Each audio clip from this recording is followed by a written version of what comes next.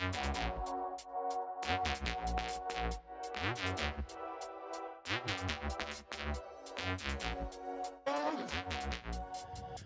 do they know? Well, we are about to find out. Welcome back, ladies and gentlemen, to the last preseason episode of Season 3 on the What Do They Know podcast before we get into some preseason football or some regular season football.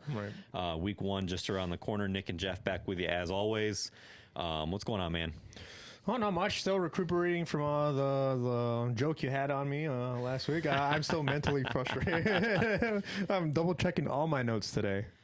Yeah. Yeah, that was a one-time thing. I got it out of my system, and You just had to do it. Yeah, we should be fine. Well, I'm forever paranoid, so thank you. Awesome. Well, we are going to break down. We have a packed agenda. We have a full episode, so bear with us if we run a little long today. We gotta finish our preseason breakdowns, right, with the NFC East and the AFC East. We have to rank our conferences 1 through 7, and pick our Super Bowl matchup and winner. And then we got to do our Week 1 picks. Perfect. And our fantasy stuff as well. Yeah. We got a lot going on. Yep. All right. Yep. So we are going to start with the breaking news of this week, the biggest headline that obviously stole the news in the NFL, and that's the trade of Micah Parsons to the Green Bay Packers from the Dallas Cowboys. Arguably the best defensive player in the league right now. I guess, kind of give a brief backstory for those who may not be as involved. The story goes that he and Jerry Jones met back in like March. Allegedly, Micah called the meeting to go over leadership, is what he said, right? And in the middle of a conversation that was only supposed to be about leadership, it turned into a conversation about his contract. And according to Jerry, they basically had like a handshake deal. This is what we're going to do. And Micah took the deal and the details back to his agent, and his agent basically said, heck no, we're not doing that. We want more. We can get more. And that really pissed Jerry Jones off. Right. And he basically, from there on, from everything I saw, kind of basically told him and his agent to kind of kick rocks. I truly did not believe he was going to get traded. I went on a rant, I want to say 2 episodes ago, about how everybody that demands a trade Stays put. And not for nothing, I was right about every single other person this offseason except for him. Trey Hendrickson, Terry McLaurin. There was 1 or 2 others that So, but not Micah. And so he Thursday night got traded to the Green Bay Packers. The Cowboys got 2 first-round picks and Kenny Clark, a defensive tackle, in exchange for Parsons. What are your brief thoughts on that? I mean, obviously, the whole situation is just it feels unsalvageable, like when you look at it from an outside perspective. But at the same time, you ask yourself, why so late for Jerry Jones? So why is this not? Why didn't this whole trade happen or take offers a long time ago, where you can the salary cap wasn't as I guess hampered down on the teams as it is now, and now you just kind of force yourself to make the trade, make the move, or else it just becomes a distraction in your own locker room for the remainder of the year. But yeah, I mean, Kenny Clark, he's a long-time Packer. I think he's been there for like 9 years. He's good. He's not a household name like Micah Parsons, but I mean, he's stable. He's a Pro Bowl type of a defensive tackle. So I don't mind him as a player, but I mean, when you're giving up a franchise caliber player like Micah Parsons, it's a hard pill to swallow for the Cowboys nation. And then plus 2 first-round picks, you never know what you're going to get out of that. Could be a bust, could be another Micah Parsons. You just never know. But to me, it just begs the question of where Jerry Jones is, I guess, as a GM for that franchise, because it just feels horrible. Terrible. He's made great draft picks, and don't get me wrong. I if there's any, like, surprisingly, if there's anybody that I trust with a draft pick, it might be Jerry Jones. To be honest with you, he hits on a lot of first round picks, but at the same time, when it comes to trades and negotiations and deals, like everything else outside the scouting department, I feel like he's definitely lackluster. Yeah, so I have a lot of thoughts here, and kind of you touched on a lot of it. But as a GM and as an owner, the Cowboys I firmly believe the Cowboys will not win anything until, unfortunately, he is no longer part of the equation. Right. And whatever that means, right? Whether his son takes over or whether he unfortunately eventually passes away, I don't think the Cowboys are going to go anywhere. I think that Jerry cares too much, and to his credit, they're the most valuable team in all of sports. Right. So he's doing something right from a business perspective, but that's how Jerry operates. Everything for him is about the brand and about growing the Dallas Cowboys. Now, Right. I don't think it's necessarily centered around winning. Right. And so, he's done this, the last 4 or 5 years where they've had a contract situation bleed into preparations for week 1. I mean, last year, Dak signed his extension literally on the Sunday of week 1. They had a 4:25 game. I think they announced the contract at like 11:30 in the morning. So, I mean, the year before that, it was CeeDee Lamb. The year before that, it was Zeke. Zach Martin. Go on and on and on, and this happens with every single high-powered, high-talent name that they have, and this time it just finally bit him in the butt. Yeah. So, as far as the compensation, my initial reaction was, okay, he put them in a good spot to build going forward, right? They have 4 first-round picks over the next 2 years. But then as you sit there and think about it, the Packers are going to be good. Yeah. Right. So you're looking at, I want to say like Lower maybe 20s. the 26 or below. You might as well call it's a glorified second-round pick. Yeah. So, I mean, granted, like you said, they are good at scouting. They are good at finding talent, and they better make sure that they hit on those. But it's not like you're getting a top 10 pick for the next 2 years. Right. Yeah. It's definitely a predicament. Maybe you can package those picks to another team for a player or something. But the Green Bay is not going anywhere in terms of being terrible or anything like that. Not with the core that they have right now. Matt LaFleur, he's a great coach. I just don't see the value really overweighing. I mean, 2 first-round picks is great, and then Kenny Clark, but does that reach Micah Parsons' sort of production? I don't think so. I feel like Jerry Jones forced himself to make this trade, and it's definitely a tough pill to swallow for everybody involved in Dallas. It's terrible. Yeah. Hopefully, I mean, at least for them, the distractions are done for a while. Right. And you'd hope so. Now, I didn't tell you I was going to do this, and we've never, I don't think, done this before or talked about doing this, but do you now change where you think Green Bay is going to go this year? Do you want to change where you have them in your rankings? Because I can't say. Okay. Spoiler alert. Okay. Fair. I do not. I'm going to leave them. I think I had them in second place in the division. I'm good with that. I know a lot of people are like, now they have to win the Super Bowl. I'm not. I wouldn't say they have I'm to. not quite there yet. Yeah, I wouldn't say they have Dan to. Orlovsky came out on ESPN, and he basically was like, "It's Super Bowl or bust now." Like why is it always like that? I never understand, because as soon as I feel like this detracts GMs from making the big moves, because all of a sudden if it fails and it blows up in your face, then all of a sudden your job's on the hot seat, and now now all of a sudden you might get fired, and that's a little overblown. Yeah, I agree. So, all right, just wanted to give you that option. Take it or leave it. It's now or never. But we will jump into our last set of divisions, which is the NFC and the AFC East. We will start in the NFC in Washington with the Commanders. So they were 12-5 last year.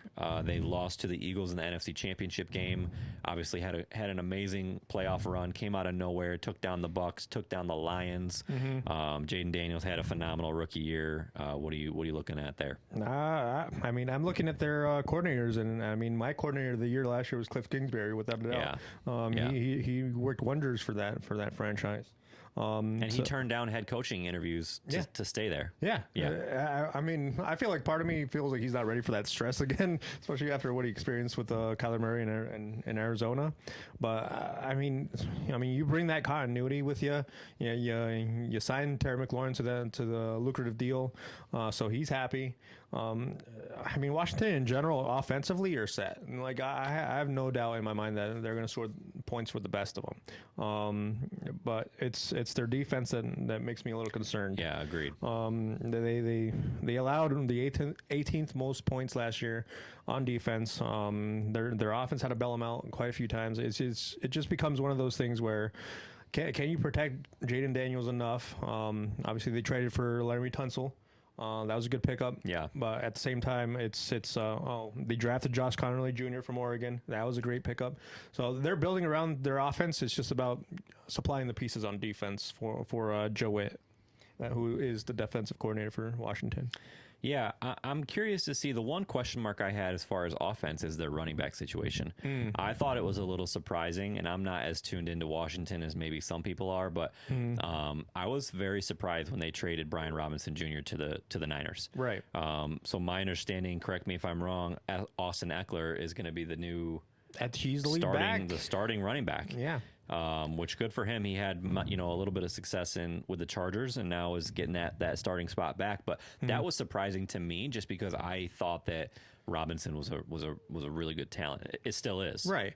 Yeah. I mean, obviously Austin Eckler is up there in age, and I don't think he's had a healthy season in a while. I feel like every time I remember him with the Chargers, he was getting injured one way or another. Correct.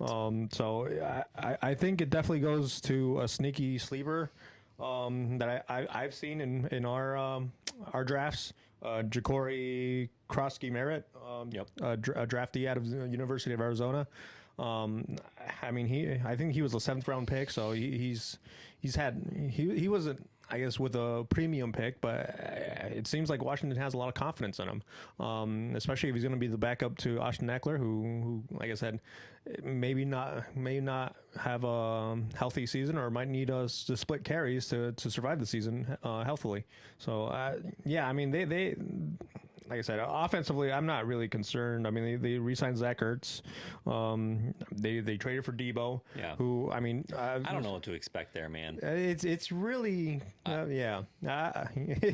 But at the same time, Debo he'll be a really good test case, because we always say that like the Niners are kind of like everybody there is a product of the system, and we'll see. We'll see if he's able to have success in a different system with a different quarterback, with a different head coach who's not as offensive savvy. Obviously, Dan Quinn, thank you, is a defensive minded head coach. Right. So he's not going to have a Shanahan there scheming things up for him. I'm really curious to see how he looks, and I'm very hesitant to put faith in him from at least from a fantasy perspective. Really. TBD for my, because I got like something on that like in Is 10 it your minutes. must-have or your sleeper? He's my sleeper. He's my stay away. I don't know. I think that's just how much faith I have in Kingsbury, to be honest with you. All right, that's fair. Because of I like it. Obviously, Washington is starving for kind of a wide receiver too. Yeah.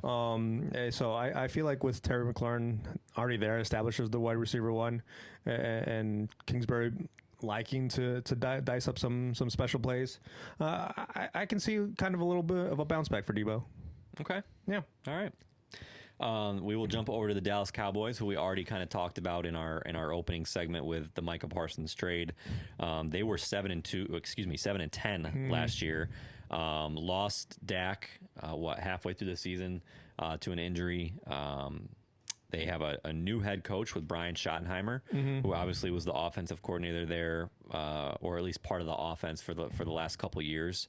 I mean, what do you? It's hard to gauge interest in the Cowboys now that they traded Marco Parsons. I think they're gonna have a sneaky good offense. Like I truly like CeeDee Lamb, George Pickens. Jake Ferguson, like those are some guys. So on offense, I think that they're going to be good, and I think that Dak is primed for a huge year, which is why I drafted him in that league we're in. Okay. FYI. I don't know. I'm not completely sold on Dallas, to be honest. Oh, I'm not sold on Dallas as a team. I think they're going to be one of those teams that has a high-powered offense that, in some way, some form or fashion, continues to shoot themselves in the foot. I still think they're going to have a losing record. I don't think they're going to make the playoffs, but I think that they will have a good offense, and I think that Dak is going to put up some big numbers. Yeah, I mean, they drafted offensive lineman is offensive guard Tyler Booker. They have 3 Tylers on the offensive line now: Tyler Smith, Tyler Booker, and Tyler Guyton. So make of that what you will. But yeah, I mean Javonte Williams there leading the backfield along with Miles Sanders. I mean that's not a bad running back deal either. Yeah, CeeDee Lamb, George Pickens. It's a talented offense.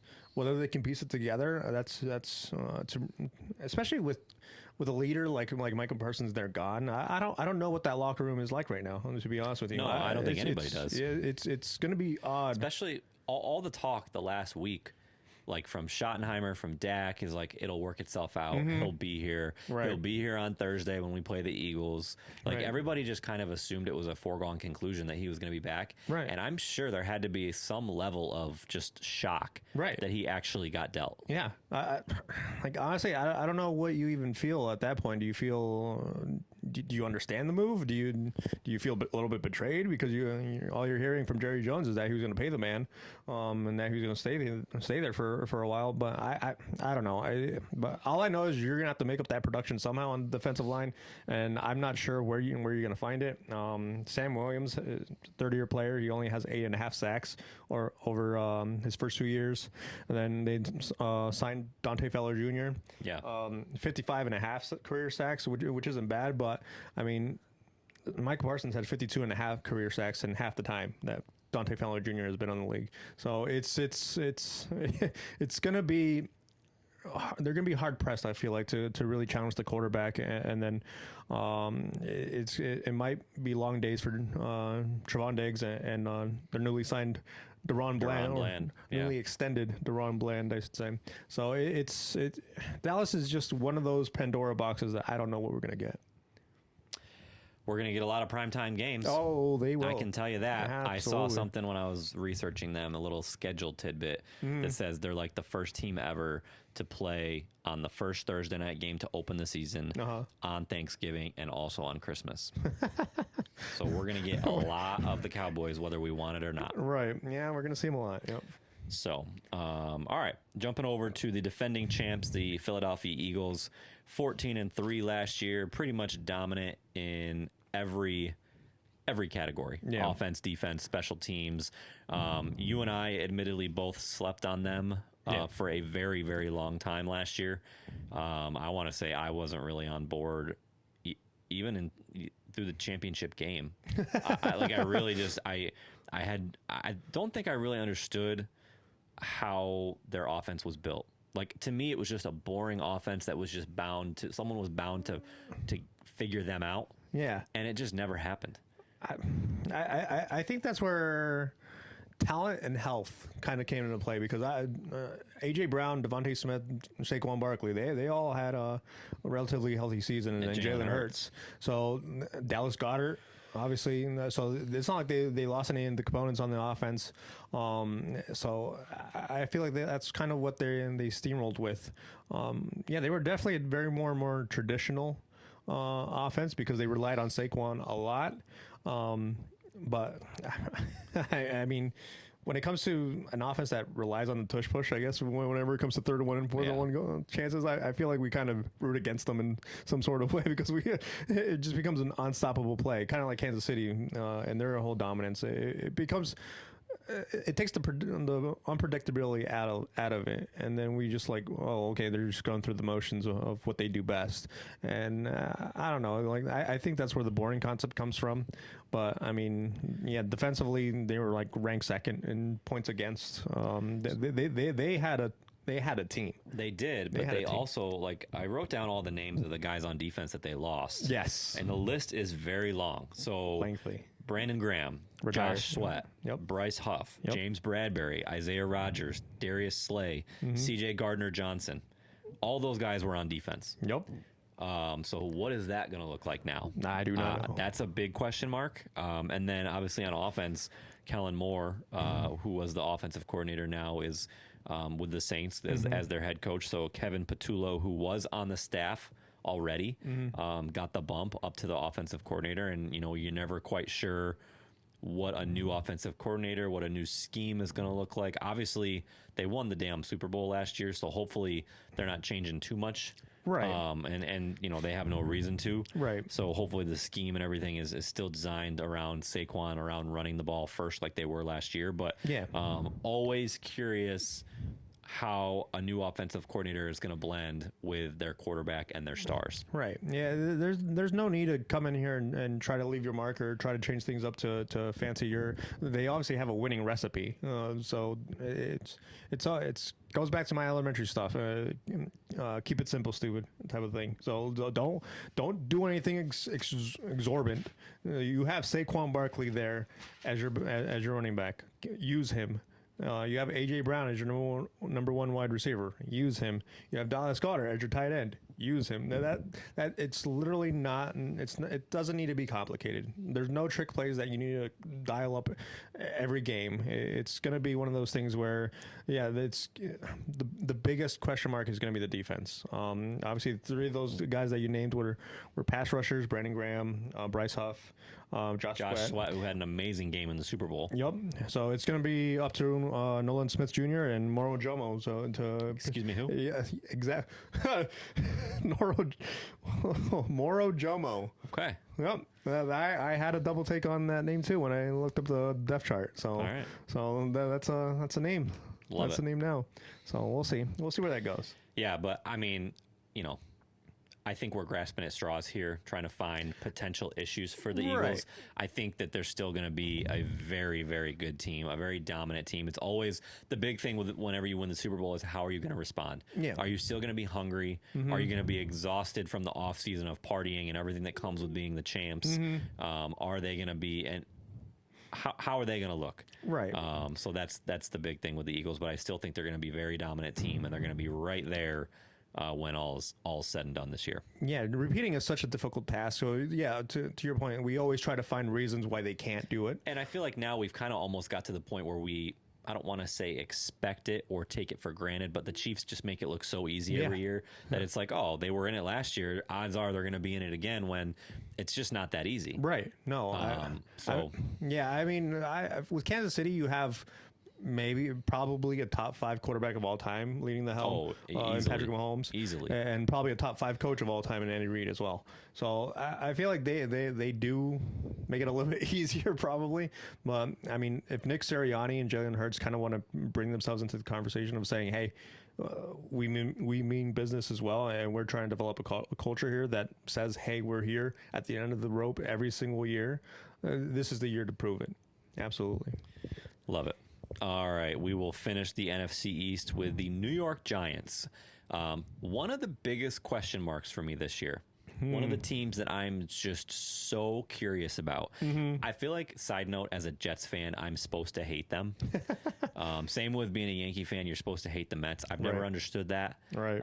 I like the Giants. They're in a different conference, so when they're not playing the Jets, I want them to be successful. Mm-hmm. So I'm rooting for them this year. I feel like there's a ton of excitement around this team, at least locally. Maybe not in the national media, but listening to ESPN New York as much as I do, checking social media for all the New York commentators and broadcasters, they're very excited about this team. Oh, I would be too. 3-14 last year, so that gave them the 3rd overall pick, which they used on Abdul Carter, the defensive end / linebacker from Penn State, and bringing him in really fortified.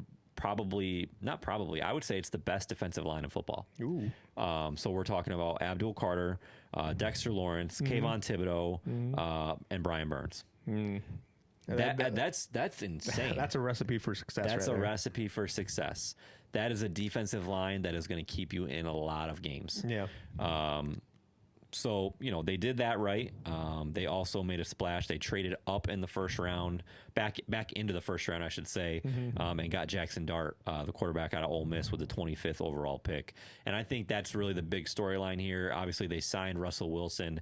He's going in as QB1. Wilson has looked fine in the preseason, but Dart has looked that much better. Yeah. I think if the Giants start to lose, how long is it going to be until we see Dart? Because Joe Shane and Brian Daboll need wins, and they need productivity to keep their jobs. Yeah, and more. I feel like even more so than that, I feel like they need a brighter outlook on the future, and that's where Dart comes in. Correct. And if you can show that Dart is going to be that quarterback of the future, that Daniel Jones obviously did not end up being, then you resuscitate your own head coaching career if you're Brian Daboll. And I mean, I was looking at these moves, and I like every single one of them that the New York Giants have been doing. I mean, and like you said, they have one of those scary defensive lines that scream top 5, maybe sack leading defensive lines in the league easily. Yeah, and easily. Then you sign Paulson Adebo at cornerback position. You sign Javon Holland at safety position. It becomes that they're building through their defense. Obviously, there's still some questions on their offensive line, and that makes it even more so important that you put Russell Wilson out there to develop those guys a little bit more. And if anyone's going to take punishment, it's going to be Russell Wilson and not Jackson Dart. Yeah. Jameis Winston there, I feel like he's just such an underrated personality as a whole for our locker room because he keeps everything loose. Obviously, I love him. Oh, so do I. I used to when he was at Florida State and he came up and he got drafted by the Bucs. Yeah. I was so annoyed by just the sight of him. And now that he's kind of been in the league a while and his personality has really shown, he is a great dude. Yeah, he's an awesome dude. Yeah. He's a guy you want in your locker room. Yeah, I feel like as soon as you realize that he's consistent with the personality and it's not like just a big show for him, you start appreciating the fact that he's just an absolute hilarious human being. Agreed. And it's not even intentional. It just happens. Like even the W's, he probably thought it was like the fiercest, coolest thing ever, and it turns out to be like the most funniest thing. And now Jackson Dart's in on it. Yeah. That's the sort of personality you want to loosen up the locker room and make sure everyone stays not as focused, but at the same time loose, and realize it's just a game and you're just out there playing ball. So Jameis Winston, I feel like, is an underrated signing for them, especially for a 2-year deal to make sure he's there to back up Jackson Dart if that's the way they go. Russell Wilson's only there for 1 year, so it's not he's going to be an impediment. Huh? He gone. Yep. It's not like he's going to be an impediment next year. So I feel like all signs are pointing to Jackson Dart next year for sure. It might be halfway through this year or whenever that is. But yeah, I mean, offensively, you got Malik Neighbors, last year's first-round pick. Wan'Dale Robinson, Tyrone Tracy Jr. as your running back. I mean, they're decent pieces, but I feel like you give Jackson Dart 1 more year and you stockpile maybe one more receiver or more of a number 1 running back caliber type of player, then you're really cooking now if you're New York. Yeah, and the Giants really have kind of a thunder and lightning trio at running back. They got Tyrone Tracy, Devin Singletary, 2 shifty guys that can make you miss, and then there's Cam Scadaboo, who will just literally run you over. Yeah. Shout out Arizona State. Forks up. Yep, we had to bring him up. 4th round pick. I hope he has an awesome year this year. But yeah, absolutely. So having said all that, right, all positive, very excited about the Giants, think they could be really good. I'm just going to read to you their first 8 weeks of the schedule. Oh, no. And this is why I cannot get on board. Okay. Right. And schedules are what they are. It's paper, right? You got to go out there and play the games. But starting at week 1, at the Commanders, then at the Cowboys, then home to the Chiefs, home to the Chargers. Then they have a break. They go at the Saints. Sorry, buddy. No. And then they go Eagles, at the Broncos, at the Eagles. Ugh. Dude, that is a brutal schedule. What is that? 3-5 at best? Yeah. Because I could see him beating the Cowboys. I could see him beating the Saints. Right. And nope, that's actually really it. Yeah. That's what is that? 2-6? Yeah. The Denver game. So that's why I think that we could see Dart sooner rather than later, because as much as we are excited about this team, that's a brutal schedule. And I don't quite understand this, because I thought the opponents that you play are kind of somewhat based on where you finished last year. Like, I know if you finished in 3rd place in your division, you play another division's 3rd place team. Yeah, your own conference's 3rd places. Yeah, so like they were horrible last year. So how did they get such a tough? How did they get such a tough schedule? Who did they piss off? Well, they probably have the AFC West. So Chargers in Kansas City. Yeah, right? So and the that's- Broncos. And the Broncos. So that's AFC West. You obviously have a tough division with the Philadelphia there and Washington. It's brutal, man. Yeah, that's not. It's- That's rough. Yeah. And well, the Saints is probably the last place teams right there. That's your fourth place. So that's place why, team. as much as I want to be excited about them, I can't quite get on board. Right. So- Yeah. No, I can't blame you. That's a gauntlet right there. Yeah. So, all right. We will go ahead and pick the division winner and rank them 1 through 4. I will go ahead and kick it off. I have the Eagles winning the division still. I have the Commanders finishing in second, Okay. getting a wild card spot. I have the Cowboys third. Okay. And then I have the Giants just because of what we just talked about, finishing in fourth in the division. Okay. Yeah, so I got Philadelphia and Washington, top two. Philadelphia winning the division. This is where we part ways. New York Giants third. I feel like they're going to have a very sneaky good year. Okay. I hope they do. Yeah. Maybe the back end of that schedule is a little bit lighter, and they sneak a few wins in there. And then Dallas coming with the rear. I just don't know where they are as mentally as a franchise, to be honest with you. I feel like there's going to be a lot of questions, especially if they go on some sort of losing streak. I think that locker room might tear itself apart. Okay. All right. We will do our fantasy must-haves, our sleeper pick, and then our person that we're staying away from, specifically in the NFC East. So I'll let you kick it off. Okay, so my must-have is Malik Neighbors. So right there, Interesting. for New York. I feel like he's going to get the lion's share of those targets there, and now that he has a competent set of quarterbacks. Obviously, Daniel Jones had his shortcomings last year, and he still put up a monster season for his rookie year. So with Russell Wilson and potentially Jackson Dart throwing him the ball, I feel like there's nothing but positive things going Malik Neighbors' way on that one. Okay. Stay away. This is going to surprise a lot of people, but A.J. Brown. Yeah. I just do not trust a lot. That's a good one. Yeah, I don't trust a lot in that passing game for Philadelphia. Like we talked about, they run the tush push quite a bit, so that boils down the playbook quite a bit. Saquon is going to run the ball probably 80% of the first downs. So it limits the opportunities he has, and obviously with Dallas Goedert and Devontae Smith commanding their fair share of targets because they're more than adequate receivers. It limits A.J. Brown's upside, I feel like. So I'm hesitant with A.J. Brown on that one, staying away. Okay. And sleeper, as we talked about earlier, Debo. I feel like if anyone's going to resurrect his career the way that he was with San Francisco, it's going to be Cliff Kingsbury. I just if it doesn't happen, then it doesn't happen, and I just feel like that's it for Debo's career almost. Maybe he'll just be one of those slot guys as a wide receiver 3 for the rest of his career until he hangs him up. But if he's going to resurrect any sort of portion of fantasy upside, it's going to be with Cliff Kingsbury. Okay, I like it. Yep. So I purposely did not pick Saquon as my must-have because I assumed that you were. So I mean, if he's available, I'm going to say the obvious and say that you need to get Saquon Barkley. Yeah. But if I'm going to throw out another name, I wrote down CeeDee Lamb.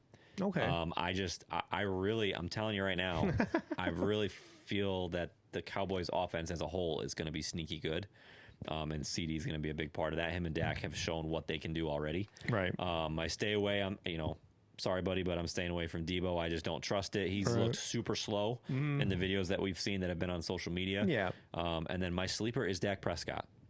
I think that, not to sound like a broken record, but I think that they're going to do some stuff on offense. He's still somewhat of a mobile quarterback, even, he's getting up there in age as far as the NFL is concerned. I think he's 32 right now, 33, but he still has that mobility part of his game, and he's going to have weapons to throw to all over the field.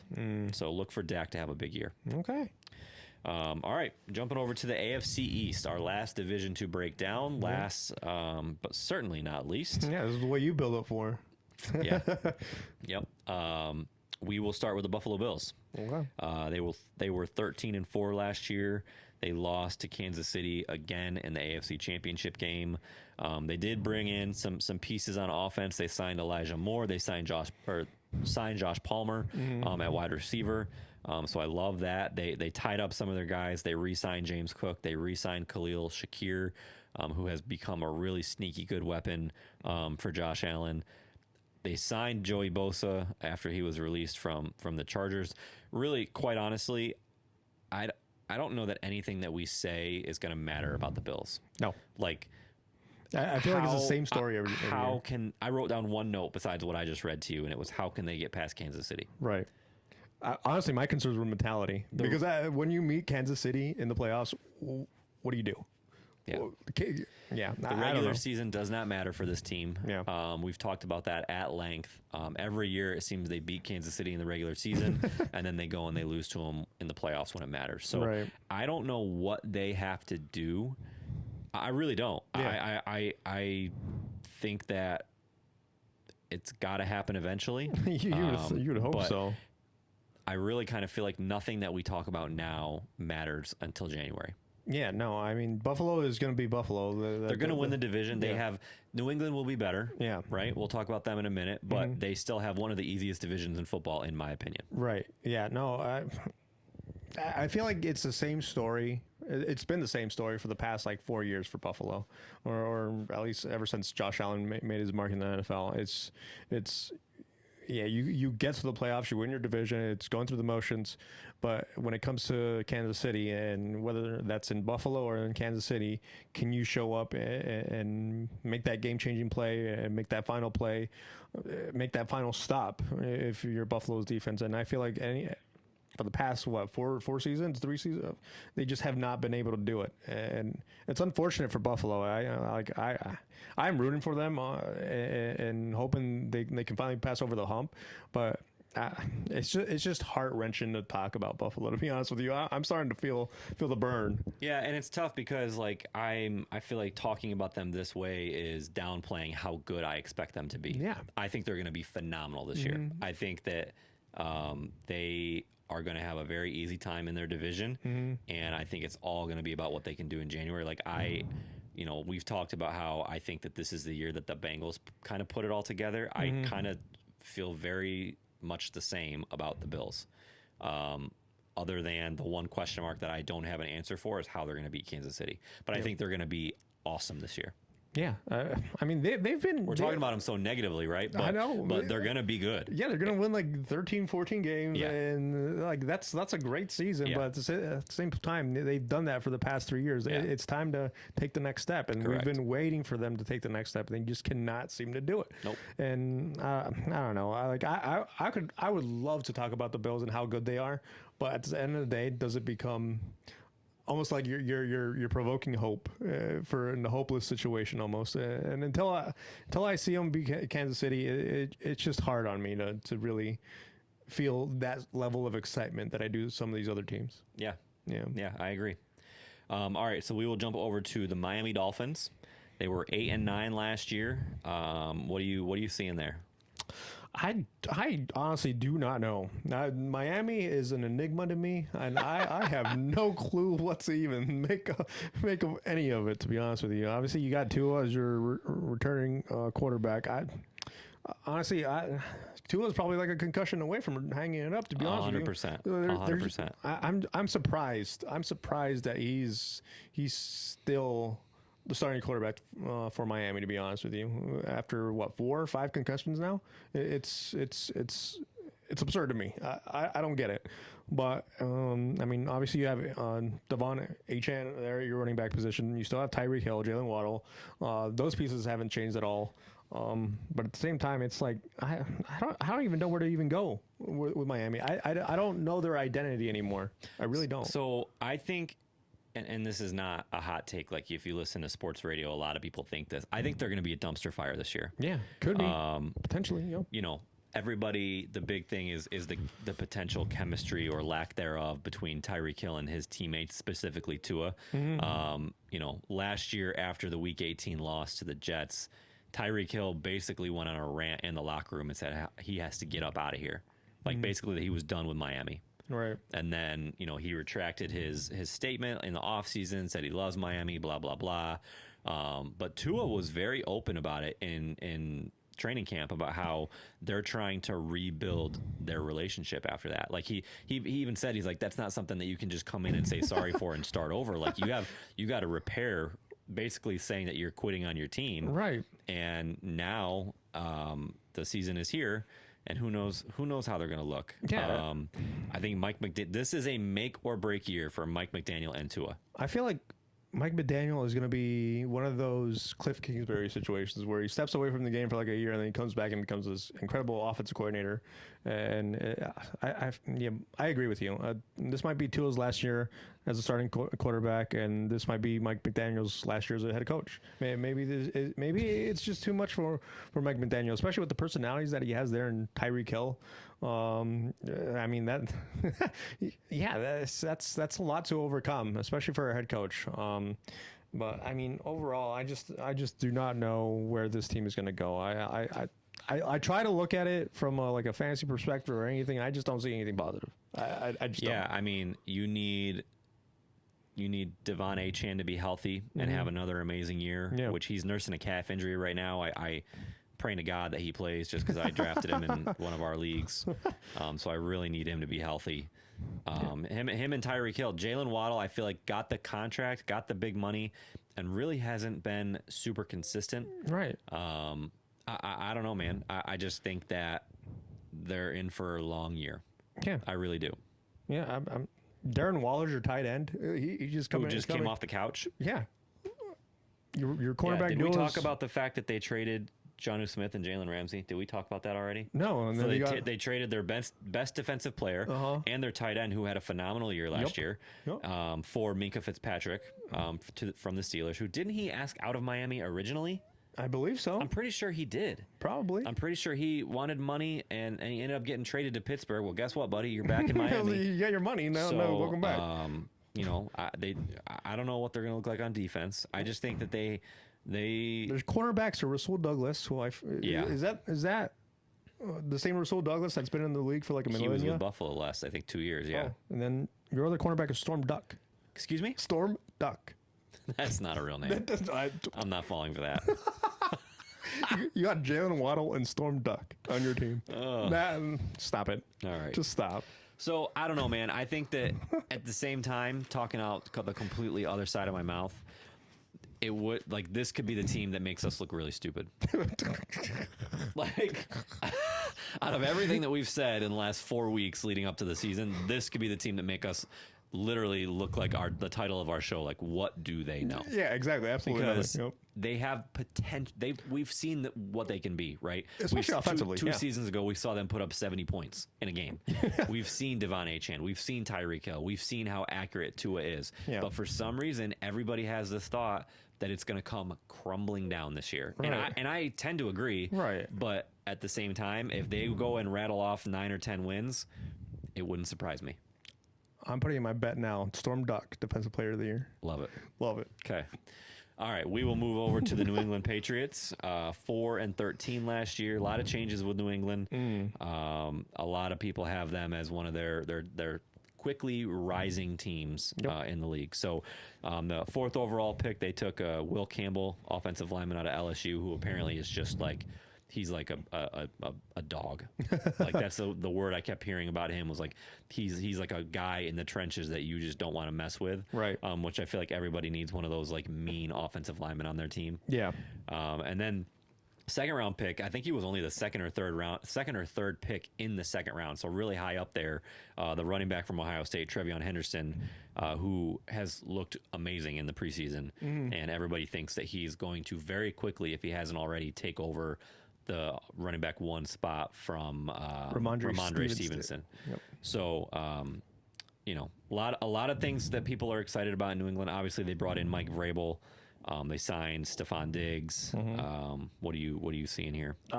So everything we talked about the Giants, about loving every single one of their moves, the Patriots, I double love their moves, to be honest with you. They had 11 picks in the draft, 11. So they're not sure of a youth movement coming in. They signed a lot of guys in the offseason. Josh Dobbs to back up Drake May, Stephon Diggs, as you mentioned, Matt Collins. They signed Morgan Moses on the offensive line. Yep, Melvin Williams, and then Carlton Davis to shore up your cornerback position. That's a nice haul. Yeah, their defense is going to be very good this year. That's a nice haul for us. And with Mike Vrabel leading the charge there, absolutely. I am all aboard for that Cinderella team right there. Yeah, he's a culture guy. You can just tell right away that they're not going to be the losing bottom of the league team that they were the last 3 or 4 years. They're going to be pesky. They're going to be a team that you don't want to play. I feel like when now looking at Vrabel and the pieces that they did and how they improved the defense, they're the team that you look at and you know you're going to walk out of that game banged up and bruised. And so I unfortunately really like what they did. And obviously they brought Josh McDaniels back, offensive coordinator, to work with Drake May, and we know what he can do as an OC. Terrible head coach, but a good offensive coordinator. So yeah, they've done all the right things. You know, they've been quiet. Vrabel hasn't really said a lot. They haven't been in the spotlight. And I think that they're gonna have a big jump this year. Yeah, absolutely. I mean, offensively, maybe they could use a little bit more pieces. Drake May obviously showed a lot for a very, I guess, talentless group. For lack of a better word, there's just nothing shiny about that offense last year. But Drake May definitely stood out as a franchise level quarterback. He gave them the hope that they needed to make all of those moves. Yeah, absolutely. So this definitely progresses the timeline for this team. And I mean, the only question for me is Stephon Diggs still the number one receiver that he can be? Yeah. Obviously, he can be a little bit more of a mental challenge for quarterbacks or for head coaches. But I feel like Mike Vrabel will be on top of that. Yep. All right. Last but certainly not least, we got the New York Jets, 5-12 last year. So how you gave me the stage, this is all you. So I am so not sure what we're going to see. Like I am. I'm just so, you know how you said that the Dolphins are like an enigma for you? Like I truly don't know what to expect. I'm trying so hard to guard my heart and my hopes based off of the last 2 years. Here, read that right here where I say concerns for the Jets. What does that even say? Identity? Identity. Oh, yeah. Unbelievable. So they're gonna have a new culture, right? They brought in Aaron Glenn as their head coach. You've already seen if you heard him talk or heard any of the press conferences that it's different, right? It feels different. They haven't been in the news. That was on purpose. He's doing things purposely to show that things are different. Like there's no more leaks that Aaron Rodgers used to always complain about. He waited until the very last minute to release their 53-man roster. Nobody knew who was getting cut, who was staying. Everything he answers in press conferences is it's my decision. Right. It's my decision. Right. He's coming off a little abrasive, but I think he's doing that to show, because everybody said the last couple years, Woody Johnson's the one's calling all the shots. Right. The coach doesn't have a voice. Saleh can't do anything. And I think Aaron Glenn is kind of overcompensating a little bit to show that he's in charge. But I think ultimately that's going to be a good thing. So I'm excited for the culture of the team. I love the potential of Justin Fields. When they signed him to a 2-year deal, I was very excited because there's so much potential. Yeah. He's a freak athlete. You saw what he could do in the first preseason game, scramble for that 15-yard touchdown run. He's going to bring an element that they haven't had in a very, very long time. In my lifetime, they have not had a mobile, athletic quarterback. I can't even think of one. Yeah. The big thing is can he throw the ball? Yeah. He did not show that in the preseason at all. He only played 3 drives, in fairness, but like they ran the ball almost every single time. That's going to be their identity. Running the ball. They are going to be a running team. So if you have a chance to get Breece Hall or quite honestly even Braylon Allen, I think he's going to overtake Hall as RB1 eventually. He's drawn comparisons from his peers as the next Derrick Henry. Just his size, his speed. It's his second year in the league. Right. I fully expect him to have an amazing year. Yeah. But one of their drives against the Giants, like they had a 12-play drive and they ran it 11 times. So they're making it very, very well known what they want to do as a team. Yeah, they want to run the ball. Yeah, they drafted an offensive tackle with their first round pick. Membo. Yep. They've done that the last 2 or 3 years. Yeah, their offensive line now is arguably people are saying top 10 in the league because the last 2 or 3 years they've invested that first round pick in their O-line. Yeah, they definitely built up their trenches, and I mean Justin Fields is definitely going to reap the rewards on that one. Obviously, the biggest question mark was Justin Fields' arm ever since he came into the league. Yeah. Obviously, he had the same question mark in Chicago. That might be the question mark that held him below Russell Wilson on the depth chart in Pittsburgh.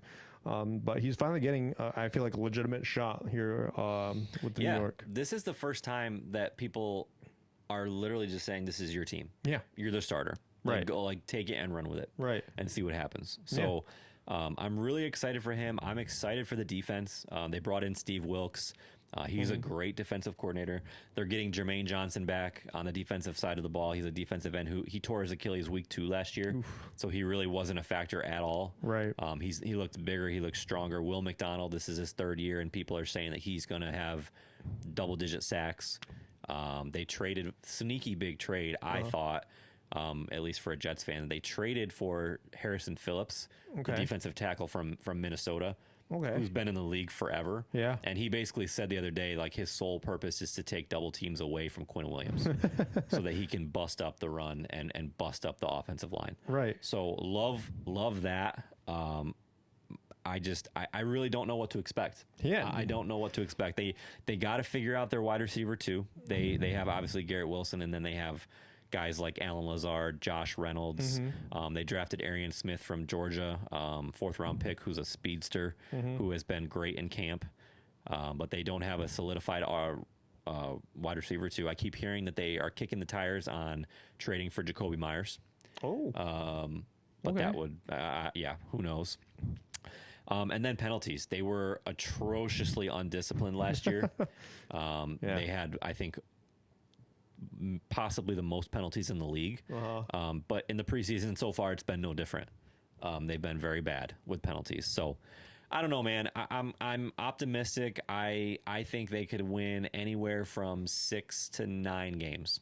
Okay. I do. I think that it wouldn't be surprising if they are on that 5 to 6 win total, but then it also wouldn't surprise me if they are right there in December and actually playing meaningful games. Interesting. So I don't know. I'm trying to just guard my heart. Cautiously optimistic. Yeah. I like it. Yeah. No, I'm going to week 1. I'm going I'm going to 3 games this year so far. Yeah, I'm going to week 1 against the Steelers. Yeah. I'm driving up to Baltimore when they play at Baltimore. I got a buddy who sold me his tickets pretty cheap. Ooh. And then we bought tickets to the last game of the season at Buffalo, week 18. We're going to freeze our butts off. Yeah. But it's the last regular season game at Highmark Stadium. Yeah, that might be a snow game. Yeah, 100%. So that's what I'm hoping for. That's what I'm hoping for. So I'm excited, man. I love football. I love when the Jets are at least somewhat competitive. They give me something to look forward to, and I hope that they at least can build and set the foundation for the next few years. Yeah. I mean, if you develop the players even outside of Justin Fields, at least it sets you up for your quarterback away sort of scenario where maybe signing or drafting a quarterback changes the whole direction of your franchise. And I feel like the Jets have always been QB starved for a very long time. My entire life. Yes. But I mean, defensively, they know how to build a defense, and offensive line. I mean, it's usually hit or miss, and that sometimes might deal with the struggles of the quarterback. But at the same time, it's you have talent there with Breece Hall and Braylon Allen and Garrett Wilson. And there's no reason to panic for pieces there. It's just about finding the final piece, and it might be Justin Fields. I hope so. Yep. I hope it is. All right, that wraps up the AFC East. So we'll go ahead and pick 1 through 4. I will let you go first. Okay, so I got Buffalo winning the division. Yep. I think we're Pretty both, easily, I think, right? Yeah, it's not going to be too much of a competition. But number 2, I actually got New England. I'm buying into all the moves they did, and Drake May's progression there. 3rd, I got the Jets, and then 4th, I got Miami just imploding. The exact same. Perfect. Look at that. Easy enough. Next. All right. We will pick our must-have, our stay-away, and our sleeper picks for the AFC East. So my must-have, I went with Devon Achane. Okay. I think in a PPR league, if he's healthy, he's a game changer, and he's a 20 to 25 point guy every week. Yeah. He has 5 to 10 catches every game as a running back. Yeah. And that's huge. So I love his potential. I'm staying away from Stephon Diggs. Okay. He tore his ACL. He's coming off a torn ACL. Yeah. And he's got a second year quarterback who he showed signs, right? We think he's going to be good, but there's no guarantee. Right. He's got to put it all together. So I'm a little leery there. Okay. But on the flip side, I'm all in as a sleeper on Trevion Henderson. He's my sleeper. I think that he is going to, if he doesn't start week 1, he will within the first 2 or 3 weeks. He returned a kickoff return for a touchdown in the preseason, so he's got that option as well. I think he's just going to be. It wouldn't surprise me if he wins Offensive Rookie of the Year. Ooh, high praise. Okay. Well, my must-have is James Cook. I feel like that's a pretty safe bet for there in Buffalo. They didn't do anything revolutionary at the wide receiver position. They obviously still have Khalil Shakir, but it's not pieces that are brand new or are going to bring any new schemes into the offense. So James Cook, I feel like, is that guy at the running back position there. When I stay away, it's pretty tall. Simply because of... I 100% agree. Simply because of Braylon Allen. I feel like there's too much potential there. He's going to get traded. I truly believe he's going to get traded because I know the Jets don't want to say it, but they're all in on Braylon Allen. They are all in on him. Yeah, and then on top of that, you have Justin Fields, who does run the ball. Probably half the time he does go back to pass. That's a great pick. So, that's a great pick. Oh, thank you, good sir. And then sleeper, this is digging down in the trenches, but Kyle Williams, he's someone that the Patriots drafted out of Washington State. He had 14 receiving touchdowns last year for Washington State, and I feel like if Drake May is going to develop some sort of chemistry with anyone, it's going to be with Kyle Williams. Obviously, you said with Stephon Diggs coming off an ACL, there's questions about if he's the number 1 receiver, if he still has those capabilities, and Kyle Williams being the receiving threat that he was last year, I think he has potential there as a sleeper. Okay, I love it. Yep. Never heard of him, but I love it. All right, so now the fun part. Yep. The best part of our preseason shows. So we are going to pick 1 through 7 for each conference. We're going to rank our division winners, pick our wild card teams, and then we are going to pick our Super Bowl predictions. So which conference do you want to do first? Let's do the NFC. NFC. Yep. All right. I will let you go first. So number 1 seed, I got Detroit repeating as the number 1 seed in this conference. Number 2, I got Philly. 3, Tampa Bay. Number 4, I got the Arizona Cardinals. I forgot you have them winning the division. Yeah, the Cardinals. Okay. Yeah. And for my wild cards, I got the Packers being the number 1 wild card seed there. Washington right behind them. Yep. And then number 7, I just agonized, but I went with Minnesota. I feel like... So you have the Rams missing the playoffs I completely. do. So I had... That's shocking. Yeah, it was down between... the Rams and Minnesota. Okay. The one thing I couldn't talk myself out of it was obviously it came down to Kevin O'Connell and Sean McAvey. Yeah. And obviously Sean McAvey has a lot more pedigree there, but I just look at it as Minnesota coming off a 14-win season and just missing the playoffs completely the next year is just it's kind of crazy hard to fathom. Me. Yeah, it's hard. So I don't know. I felt like with Matthew Stafford's maybe age and maybe health might be coming in a factor. I just went with Minnesota on that one. Okay. All right. So my number 1 seed is the Eagles. Okay. I think they're going to just continue to be dominant. Number 2 is the Rams. That was actually tough for me. I wanted to pick the Rams number 1. I really did. Really? Yeah. Number 3, I have the Lions. And then 4, I have Atlanta winning the South. So they're my 4 seed. Yep. 5 is the Packers. 6 is Commanders, just like you. Mm-hmm. And then 7, I have the Cardinals squeaking in. So very similar. I think we picked 2 different division winners, right? I picked the Rams and Atlanta, and you picked Cardinals and Tampa. Yep. I almost had Tampa as a wild card team, but we already talked about this. 2 teams coming out of the South. Yeah. I just couldn't wrap my head around that. So Atlanta was that distant third team between Minnesota and the Rams for me. But at that point, I was like, I'm not going to put 2 South teams on there. I couldn't do it. Yep. All right. So moving over to the AFC, I'll go first. I feel like you're going to be surprised. Okay. But this came very, very easy to me. Really? Very easy. So number 1, I have the Bills. Okay. Number 2, I have the Bengals. Okay. Number 3, I have the Chiefs. 4, Texans. Okay. And then my wild card is Ravens, Chargers, Broncos. Really? Okay. Very, very easy to me. Like, I didn't even stop to him and haw. I'm all in this year on the Bills and the Bengals. Okay. Yeah, so I'm with you with Buffalo, the number 1 seed. That's where I got them. Kansas City is the number 2 seed. I had Baltimore winning that division, so they're my number 3 seed, and then Houston running out the division winners at number 4. Cincy being the top wild card seed there. Denver at 6, and then I actually have New England sneaking in. I like it into the playoffs. I wanted to spice it up a little bit on that one. So yeah, New England. Interesting. So does that mean? So no Chargers. No Chargers. Really? No Chargers. I actually think the Chargers are going to be better than they were last year. Potentially. I just looked at everything New England was doing. Yeah. And I'm a big believer in Drake May. It's not a crazy pick. Yeah. A lot of people are saying that they're going to be right there. Yeah. And if they can beat up maybe, I don't know, a depleted maybe Miami team, if things go the course that we think they are. You can say the Jets too. It's fine. I don't want to say it, but okay. Right. Thank you. And the Jets maybe perhaps 2-0 there. I mean, it gives a good little boost for New England. I feel like. Yep. All right. The time has come. The time has come. Super Bowl picks. I don't like my pick. I went Cinderella for both conferences. Okay, you go. I like this. Okay, so I literally went Green Bay versus Denver. What the? Yeah. Denver. So Denver. So I was looking at everything, and obviously my love for Bo Nix and Sean Payton. Yeah. And their defense is just stout. Yep. Their defense is incredible. Have you noticed in the 2 drafts that we've done so far, I've made a point to draft them very early? Yes, I have seen that because I'm like, when's next going to pick Denver? That is completely on purpose. I know. Yeah. I know.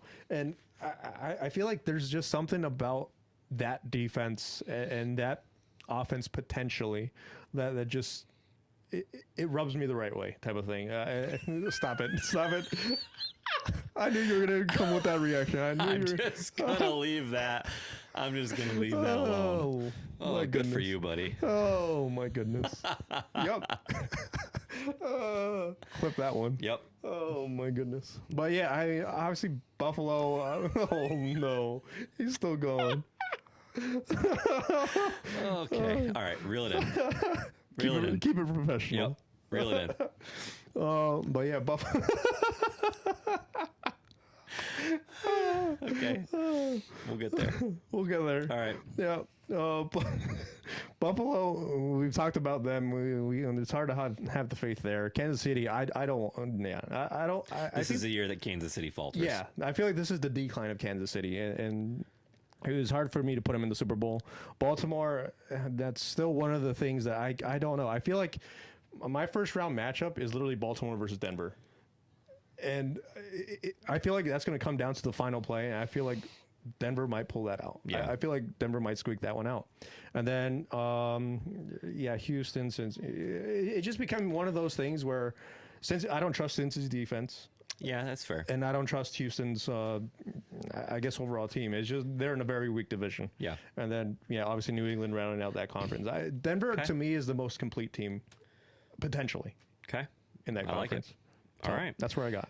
So you went Cinderella. I went the complete opposite. And I actually have both of my 1 seeds making it. So I have the Bills and the Eagles. Okay. And I have the Bills finally doing it this year. Okay.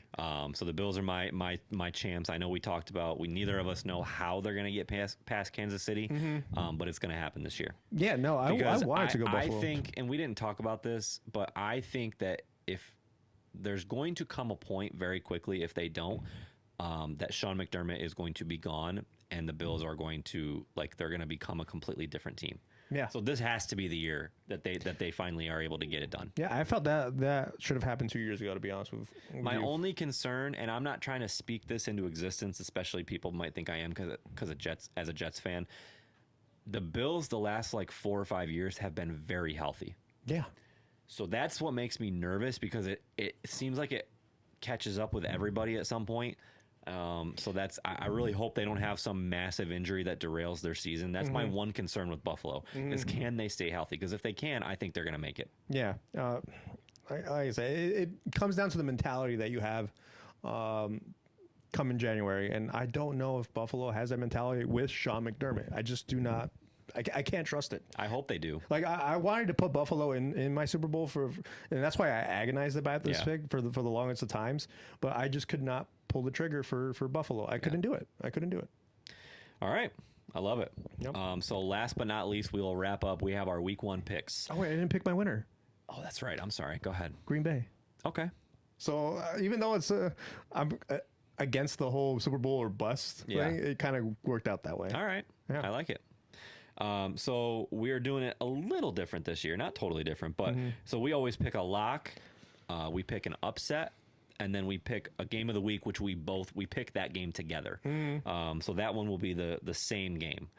But this year for our locks, we used to just do them straight up, right? We think this team's going to beat this team. This year, if we're picking them as a lock, that means they have to cover their spread, right? Which should be pretty easy if we're that convinced they're our lock for the week. Which it was actually Jeff's idea. I think it's a great idea. I'm historically very bad at picking spreads, so we'll see how this goes. But it's more of a challenge. It is. It's 100% more of a challenge. It's more interesting. Yeah, absolutely. All right, so I'll kick it off. So my lock is the Bengals over the Browns. Okay. Bengals are favored by 5.5. I think they're easily going to win by a touchdown in that game. Yeah. So I feel really confident about this. Homer pick right here. I'm taking the Jets over the Steelers week 1 as my upset. It's Steelers are favored by 2.5. Okay. It's in New York, so they're favored on the road, which kind of pisses me off a little bit. And then our game of the week, we agreed it's going to be the Sunday night game, the Bills and the Ravens, and I'm actually taking the Ravens, even though I just picked the Bills to win the Super Bowl. Right. I think that the Ravens are going to come out hungry after the way they lost last year in the divisional round by a dropped 2-point conversion. Yeah. And I think that the Ravens are going to win, but the Bills are going to have a better year. Right. Yeah, I like it. Well, my upset is the Panthers over the Jags.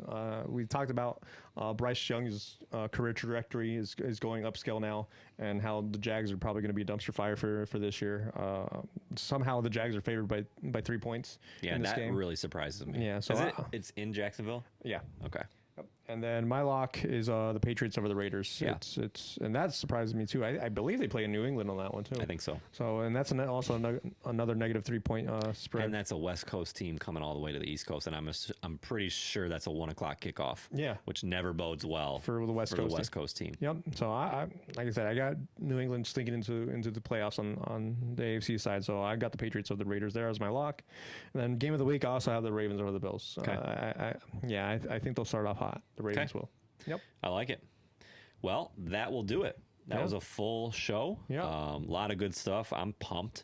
Cannot wait for week 1. Nope. Like we talked about, I'm actually going to the Jets Steelers game. So we are going to record our week 1 episode next Monday during Monday Night Football. I believe it's the Bears and the Vikings is the Monday night game. So that should be a good one. We'll go through week 1. We'll preview week 2 and break it all down for you as we always do. If you guys have any headlines, anything that happens on Sunday that you guys want us to talk about, we can do that now because we have a little bit more flexibility. Yeah. So hit us up on Facebook, Instagram, whatever you guys want. Send us text and we will make sure and cover it. But hope you guys enjoyed, and we will see you next week for week 1. Yeah. See you later. We want to hear from you. Send in your questions, comments, and frustrations weekly to give the guys something to talk about. Make sure to follow us on our social media pages, and thanks for listening to the What Did They Know podcast.